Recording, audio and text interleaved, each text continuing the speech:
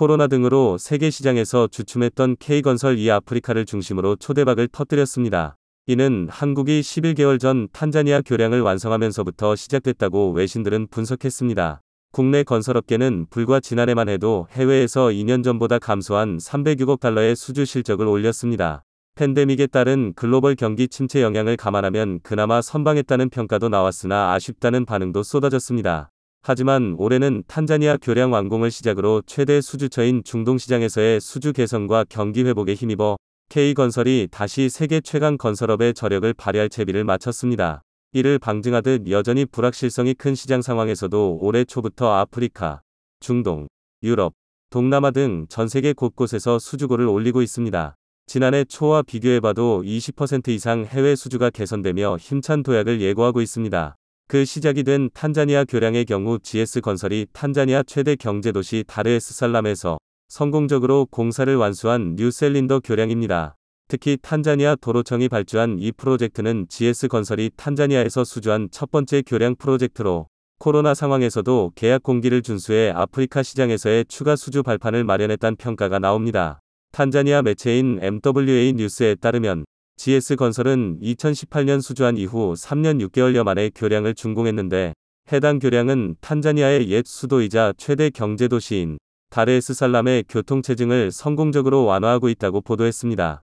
해당 교량이 중요한 이유는 다르에스살람의 경우 인도양과 중부아프리카 내륙을 연결하는 교역의 요충지이기 때문입니다. 특히 탄자니아에 인접하고 있는 우간다, 루안다, 부룬디 등은 대다수가 내륙 국가로 탄자니아 최대 항구 도시인 다르에스살람은 중부아프리카의 바닷길을 통한 수출입 산업에서 핵심 지역으로 꼽힙니다. 뉴셀린더 교량 프로젝트는 탄자니아 경제 중심지인 다르에스살람의 교통체증 완화 및 도시 내 이동성을 개선하기 위해 추진된 1억 700만 달러 규모의 사업입니다.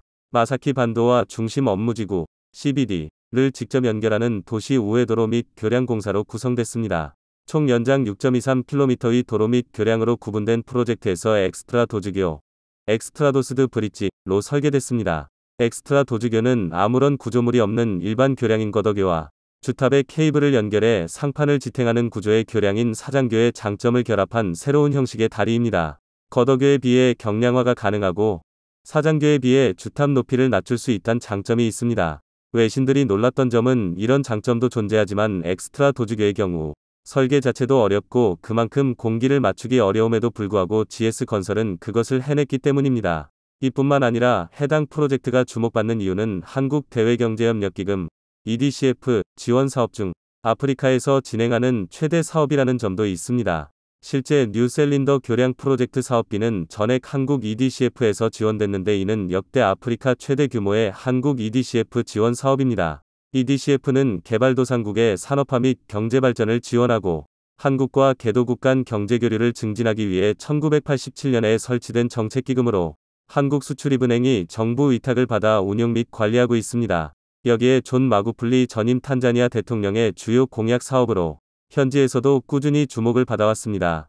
탄자니아의 다르에스살람은 탄자니아뿐 아니라 중부아프리카의 무역 거점 도시로 도시화가 진행되면서 시외곽과 중심을 잇는 상습정체 문제가 심각했던 상황이었는데 교량 프로젝트는 이 문제 해결책으로 추진됐기 때문입니다. 이에 작년 12월 교량 개통 직후 현지 다수의 언론에서도 12월 개통 약속을 지킨 뉴셀린더 교량으로 집중 조명한 바 있습니다. 성공적인 뉴셀린더 교량 준공으로 GS건설은 탄자니아 정부로부터 큰 신임을 얻게 된 것으로 전해지고 있습니다.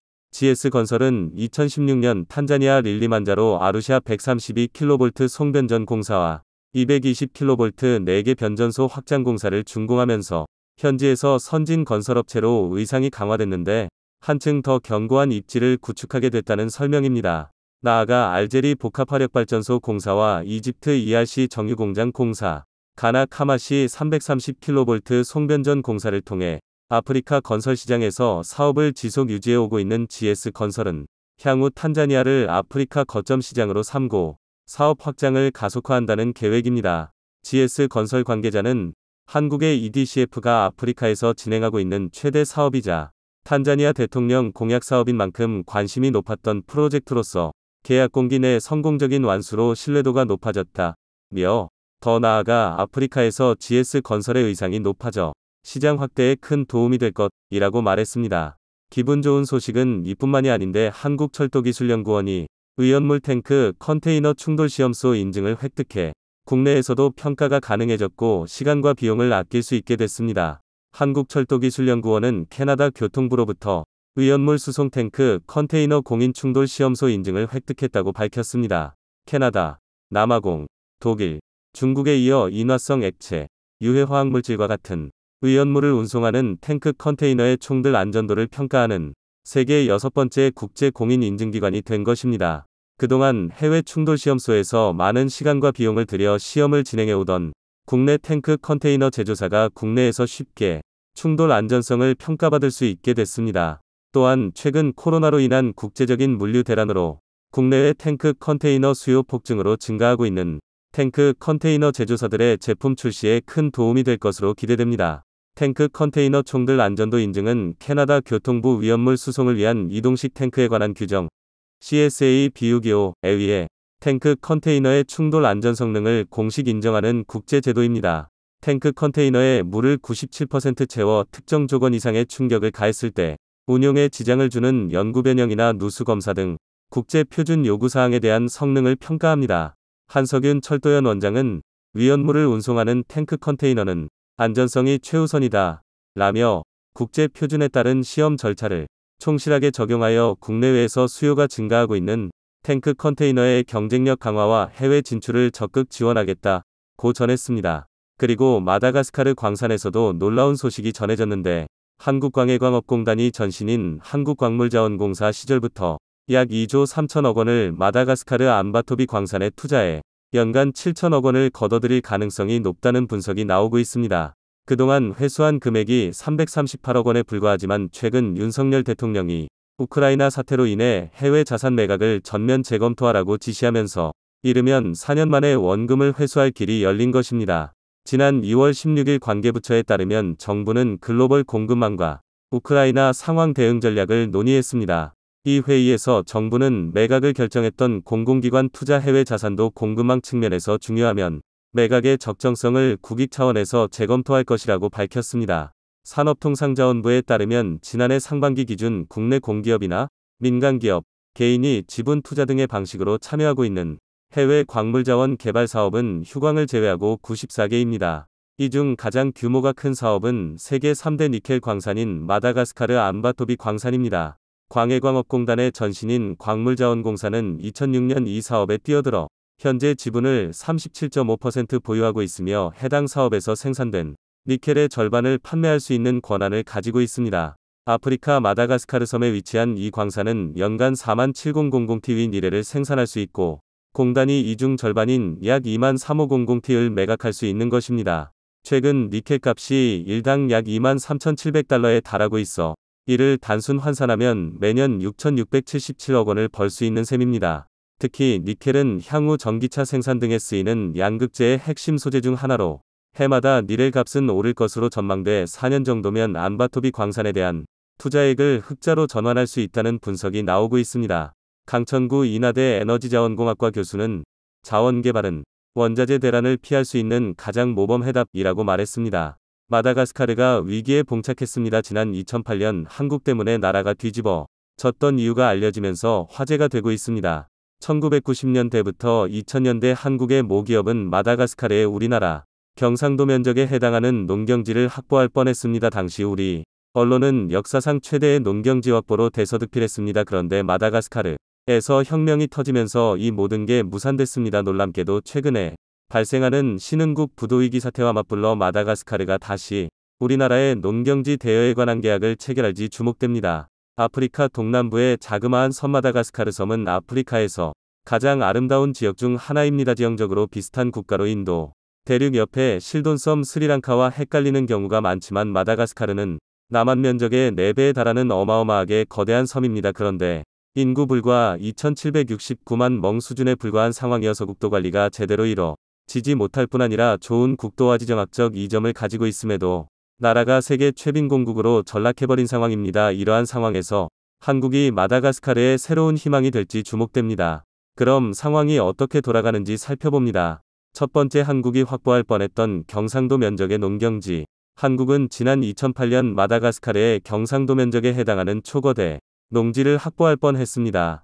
2008년 11월 한국의 모 대기업은 마다가스카르의 대규모 농장을 국가로부터 임대하였습니다. 충격적이게도 그 대여기간은 99년간 임대하는 계약으로 한국에 엄청난 쾌재를 불러왔습니다. 마치 영국의 홍콩조차와 흡사한 계약기간으로 일각에서는 논란이 있기도 했는데요. 계약한 면적 1,156만 헥타르로 마다가스카르의 전체 경작지 면적 250만 헥타르의 절반 이상, 사실상 마다가스카르 농지 절반 이상을 한국이 대여해 간 상황이었습니다. 그러자 갑자기 해외 언론에서 한국의 이 같은 농경지 확보 전략에 대해서 마치 19세기 20세기 이전 제국주의적 식민주의적 발상이라고 대놓고 비판을 하기 시작할 뿐 아니라 결과적으로 마다가스카르의 민심을 자극해서 마다가스카르 혁명까지 발생해 분위기가 이상하게 돌아가기 시작했습니다. 당시 혁명으로 대동령궁이 포위함락되고 정권이 바뀌었고 한국 기업들과 동북아시아 진출 국가들 한국, 일본, 중국에 대한 민심이 좋지 않게 돌아가자 해당 사업에서 철수해 오늘날까지 안타까움을 줍니다. 일부 언론에서는 한국의 농지 확보 정책이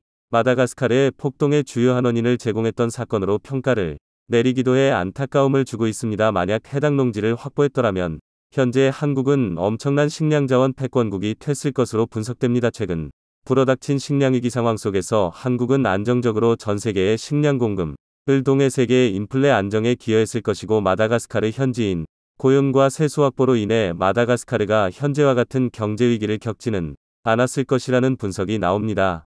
두 번째 붕괴 위기에 마다가스카르와 중국의 진입. 한국이 이렇게 마다가스카르에서 입지가 좁아지면서 중국이 마다가스카르에 들어오고 있습니다. 마치 스리랑카가 중국 1대1로의 핵심 거점으로 짚어지면서 중국의 진주 목걸이 전략으로 인해 스리랑카 국가 전체가 국가 부도 위기에 직면한 상황입니다. 이와 마찬가지로 마다가스카르는 중국의 새로운 진주 목걸이 전략의 핵심 포인트 국가로 선정되면서 중국의 막대한 인프라스트럭처 투자를 통해 마다가스카르 경제와 정치를 흔들어 놓을 위기에 처한 상황입니다. 특히 우려되는 부분은 중국 당국이 과거 한국 대기업이 99년 임대계약했던 한국에게 우선권이 있는 농지 대부분을 확보할 수 있다는 우려가 제기됩니다. 그 이유는 현재 중국이 막대한 식량난을 겪고 있는데 마다가스카르의 농경지를 확보하게 된다면 중국의 식탁물과 안정을 노릴 수 있기 때문입니다. 중국이 주목하는 부분은 돼지용 사료입니다. 최근 중국은 국제 곡물 가격 인상과 기후변화로 인한 흥작으로 인해 돼지용 사료 수급 확보에 어려움을 겪고 있는 상황인데 마다가스카르 농지 대부분은 돼지용 사료 개발에 적합한 땅으로 평가됩니다. 안타깝게도 이러한 중국의 마다가스카르에서의 농지 확보 전략이 실현될 수 있을 것이라는 공포감이 확산됩니다. 마다가스카르의 경제난 때문인데요. 최근 세계적인 금리 인상으로 인해 신흥국들의 경제가 흔들리기 시작하면서 2020년 기준 세계은행의 보고에 따르면 1인당 하루 19달러도 벌지 못하는 빈곤층이 전체 국민의 80%를 넘고 있다고 밝혔습니다. 이러한 상황에서 중국의 진입이 이뤄지게 할 경우 순식간에 마다가스카르 경제 전체가 중국에 의해 장악할 뿐 아니라 주요 집권여당에도 영향을 미쳐 마다가스카르의 경제적 이권이 중국에 넘어갈 수 있다는 우려가 나옵니다. 중국의 경우 건설 인력들 대부분을 현지인을 고용하는 게 아니라 중국 사람들을 현지로 이동시켜 건설을 하여 건설 인프라 개발에 따른 낙수 효과가 전혀 없는 상황입니다. 이 때문에 마다가스카르가 갑자기 다시금 한국을 찾고 있습니다. 한국 기업들은 서방이나 중국 기업들과는 다르다는 평가를 받습니다. 서방이나 중국 기업들은 철저하게 이윤 위주로 돌아가고 현지인들과 완전 교류를 끊고 하대한다거나 하지 않고 오히려 현지 주민들과 잘 용화하고 현지인들에 대한 배려심이 높아 개도국에서 한국 기업들은 매우 선호시되고 있는데 지난 2008년 한국 기업에 대한 음해 사건은 뭔가 여론 조작을 통해 험한 분위기를 조성하려는 특정 이권 세력의 움직임이 있었고 또 이에 따라 우리 기업이 피해를 입은 게 아니라는 분석이 제기됩니다. 세 번째 다시 한국 찾는 마다가스카르. 지난 7일 마다가스카르 정부 고위관계 당국자들이 한국의 정부를 찾았습니다. 전자동관 시스템 고도화 사업으로 한국의 정부가 마다가스카르의 전자동관 시스템을 무상 지원하기로 한 것입니다. 약 59억 원의 예산을 투입한 사업으로 마다가스카르에서는 매우 중요한 사업이었습니다. 이뿐 아니라 한국 정부가 매각 결정을 하려던 마다가스카르 암바도비의 니켈 팡산을 국제 자원 가격 인상에 따라 매각 결정을 철회하면서 마다가스카르에 다시 고용의 활기가 돌아갈 것으로 전망되고 있습니다. 이에 현재 사실상 방치되다시피 하고 있는 과거 한국 대기업의 99년 임대 계약을 했던 농경지에 대해서 다시 한국이 농경지를 확보할 수 있게 될지 주목됩니다. 현재 세계적인 곡물 가격 상승으로 전 세계의 식탁 물가가 오르고 있는 상황 속에서 한국이 경상도 면적만한 농지를 확보하게 될 경우 어마어마한 국가 경쟁력 확보가 이뤄질 수 있을 것이라는 분석이 나옵니다. 네 번째, 중국의 식량 위기와 한국의 곡물 수출.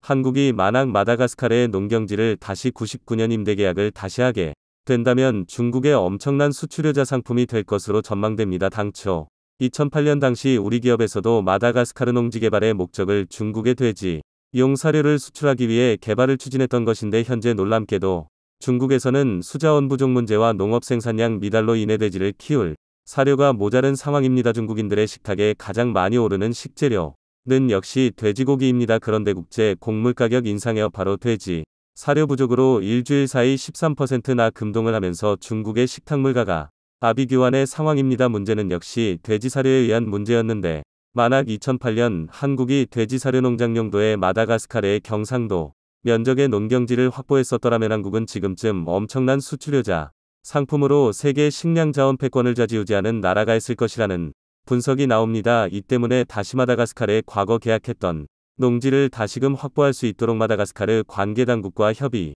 나서야 할 것이라는 의견이 나와 눈길을 끌고 있습니다. 다섯 번째, 한국의 친환경적인 농업.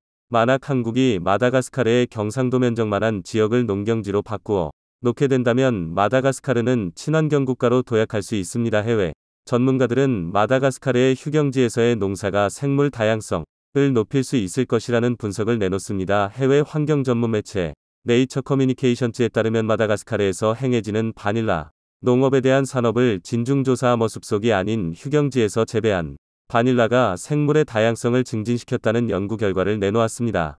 마다가스카르는 세계적인 생물 다양성 연구가 진행되는 섬인 만큼 한국의 환경을 해치지 않는 농법 연구를 동해지구 생물의 다양성에 기여해야 할 것이라는 의견이 나옵니다. 현재 전 세계가 인플레이션으로 식량난 자원 수급 문제로 아비규환의 상황입니다. 마다가스카르와 같은 개발도상국은 이러한 경제난에 매우 취약한 상황 속에서 경제부국들의 이권쟁 할전이 벌어질 수 있다는 경고가 나오고 있습니다. 이미 마다가스카르는 서구 얼강의 침략과 또 지난 몇 년간 종국 1대1로 자본의 쓴맛을 보아왔기 때문에 한국 같은 비침략 국가의 활력을 기대하고 있다는 분석이 나옵니다. 과연 한국이 지금 같은 식량위기 속에서 마다가스카르의 대규모 농지를 확보할 수 있을까요?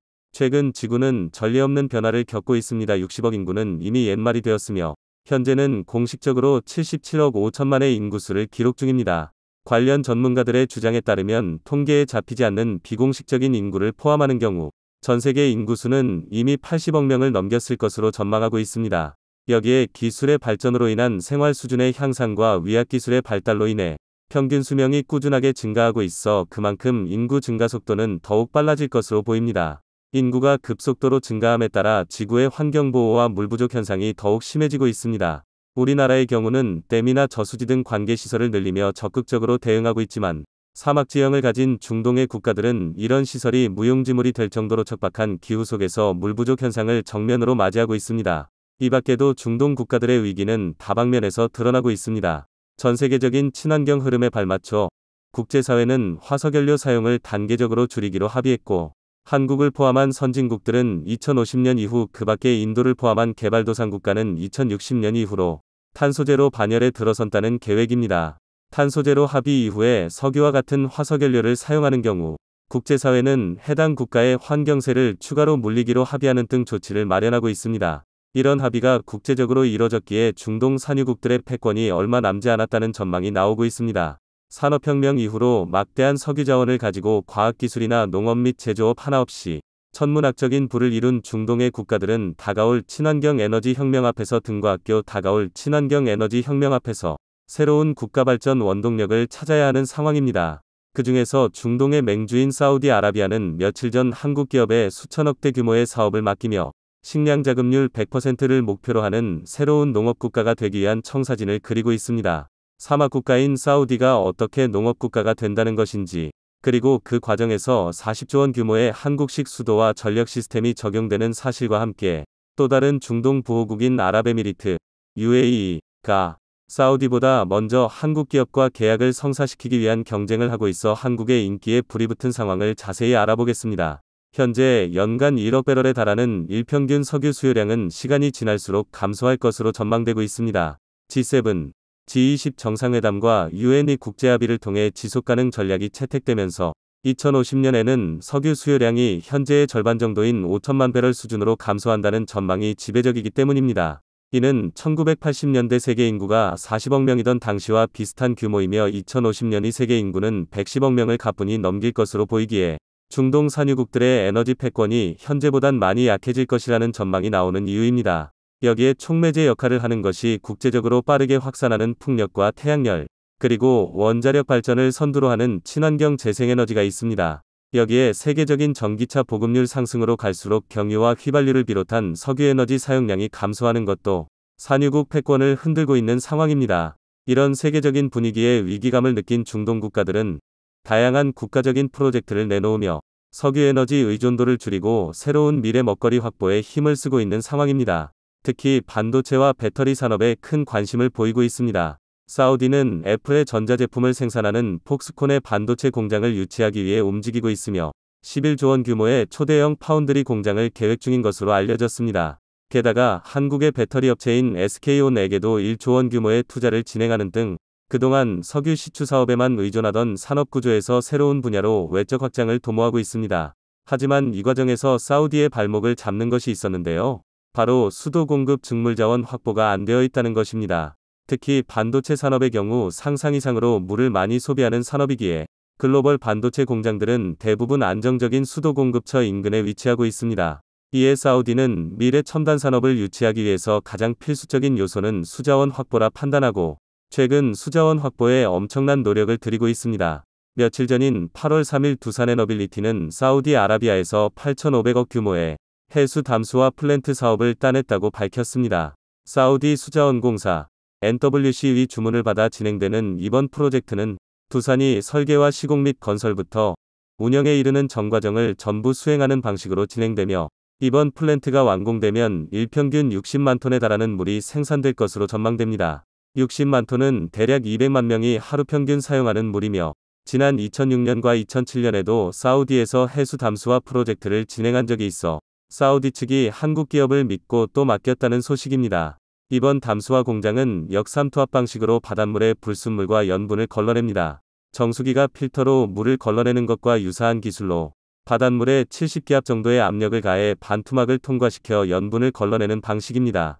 해당 기술은 전 세계에서 대한민국이 선도하고 있어 사실상 기술 독점을 이뤄낸 분야입니다. 그런데 한국 기업이 사우디의 8,500억 프로젝트를 수주하자마자 사우디 수자원공사는 새로운 사업 계획을 발표했습니다. 최소 284억 달러 우리된 37조 원 이상의 1429개 수자원 프로젝트를 진행하겠다며 사우디 왕국의 수도와 환경 기반의 모든 시스템을 새롭게 개편하고 상수도와 하수 처리장의 용량 증가부터 사우디 국가 전체를 아우르는 수도 시스템 확대입니다. 여기엔 며칠 전 계약한 담수화 프로젝트 말고도 3곳 이상의 추가적인 사업 계획이 포함되어 있고 농업용수 확대도 계획하고 있습니다. 사우디는 중동 지역 최대의 식량 수입 국가로 전체 소비의 80%가량을 수입 중입니다. 즉 자급률이 20% 수준으로 국제적인 흉작이 발생하거나 무역 여건이 안 좋아지면 국민들의 식량 주권이 위태로운 상황입니다. 이에 사우디 측은 담수화 시설로 농업용수를 확보하고 새로운 수자원 시스템으로 효과적인 농업을 이룩하여 식량 자급률을 높이겠다는 계획입니다. 특히 사우디는 중동 지역 식량 생산을 선점해 주변 국가들에게 수출까지 하려는 상황이며 중동 지역 최대 농업국이 될 것이라는 목표가 있기에 수자원 확보가 절실한 상황입니다. 이를 위해 사우디 정부 차원에서 수자원 관리 시스템을 배우고자 한국에 견학을 오기도 했을 정도로 한국의 물관리 시스템을 적극 도입하고자 노력 중입니다. 그런데 사우디가 수자원 개혁으로 물 부족에서 물 풍요국으로 나아가려 하자 이를 본 주변국인 아랍에미리트 UAE에서도 한국의 담수화 프로젝트를 도입하겠다며 20억 달러 이상의 사업 계획을 발표했습니다. 제2후 세계 최고의 기술력을 가진 한국 기업이 주변국들과 초대형 프로젝트를 진행하게 되면 자국에서 진행하는 담수화 플랜트 완공이 늦어지게 된다는 것으로 빠르게 도입하기 위해 경쟁적으로 계획을 발표한 것입니다. 이처럼 중동의 부호국들은 누구보다 빠르게 해수를 담수화하여 수자원을 확보하려는 시도를 하고 있습니다. 그런데 이 과정에서 반드시 필요한 것이 바로 충분한 전력입니다. 전기에너지를 이용하여 물을 담수화해 공급하고 목표로 하던 첨단 제조시설을 가동하면서 농업에도 이용하는 등 모든 산업의 필수적인 관문은 전력 생산입니다. 물론 사우디를 비롯한 중동 국가들은 석유가 넘쳐나기 때문에 화력발전으로 석유를 생산할 수도 있지만 화력발전은 친환경과 거리가 멀기에 한계점이 명확합니다. 특히 화력발전을 감축시키지 않으면 국제사회의 페널티를 받기에 글로벌 경쟁력이 하락한다는 단점도 작용하게 됩니다. 따라서 중동 국가들은 넘쳐나는 석유에도 화력발전을 대체할 만한 친환경 에너지 사업에 적극 진출하고 있습니다. 풍력발전, 태양광 에너지는 물론이고 원자력 발전까지 추진하고 있습니다. 현재의 기술 수준으로는 풍력과 태양광의 효율이 부족하기에 다른 부가적인 발전 수단으로 빈자리를 채워야 합니다. 현재는 원자력 발전이 그 대안이 되고 있습니다. 몇 주 전 유럽의회는 원자력 발전을 다시 친환경 에너지에 포함시키며 향후 840조에 달하는 원전 투자를 예고하는 결정을 내렸습니다. 이에 세계적인 원전 투자 열풍이 일어나고 있습니다. 사우디아라비아 역시 안정적인 전력 공급을 위해 원자력 발전을 선택했습니다. 올해 5월 사우디 정부는 한국 측에게 1.4기가와트 규모의 원전 2기를 건설하고 싶다는 입찰 참여 요청서를 보냈습니다. 사우디 측은 한국의 아랍에미리트 바라카 원전 건설 경험과 운영 경험을 높이 평가하고 있습니다. 바라카 원전은 중동 지역 최초의 원전이며 원전의 냉각수로 필요한 수자원이 부족한 사막 지형에서 안정적으로 발전과 운영을 하고 있는 사상 최초의 원전으로 굉장히 상징적인 결과물입니다. 사우디 측이 목표로 하는 원전의 사업 금액은 12조 원이며 이를 통해 향후 60년 이상 안정적인 전력 수급을 가능하게 하고자 하는 목표입니다. 특히 사우디와 비슷한 환경에서 건설된 UAE 바라카 원전으로 인해 이미 한국의 원전이 사우디 원전 사업의 최종 단계에 올라서 있는 것으로 확인되고 있습니다. 유일하게 남은 경쟁업체로는 러시아의 원전이 있지만 추운 지방인 러시아 특성상 고온 건조한 사막 지형의 원전 건설 경험이 부족해 사우디 원전 안정과 거리가 멀어질 수 있습니다. 사우디가 중점적으로 보고 있는 운영 안정성에서도 한국이 러시아보다 압도적으로 우위에 있습니다. 러시아는 국제적으로 유명한 원전 관련 일화가 많으며 한국은 단 한 건의 중대재해도 없었습니다. 꼼꼼하고 안정적인 일처리를 우선시하는 한국인의 특성이 원전에서도 그대로 반영되고 있다는 평가를 받고 있습니다. 게다가 한국은 사우디와 건설경제부터 국방까지 다양한 분야에서 이미 높은 신뢰감을 형성하고 있습니다. 유럽과 아시아, 남미를 가리지 않는 전세계적인 K방산의 진격이 중동에서도 통하고 있습니다. 최근 사우디는 한국의 대공미사일인 천궁을 1조 원 규모로 도입하는 계약을 맺었습니다. 성능과 재원은 미국의 패트리어트 미사일을 압도합니다. 사우디 인근의 아랍에미리트 UAE가 사우디에 앞서 천궁을 4조 원어치 주문한 것으로 알려졌을 정도로 국제적으로 인정받고 있는 명품 방산장비입니다.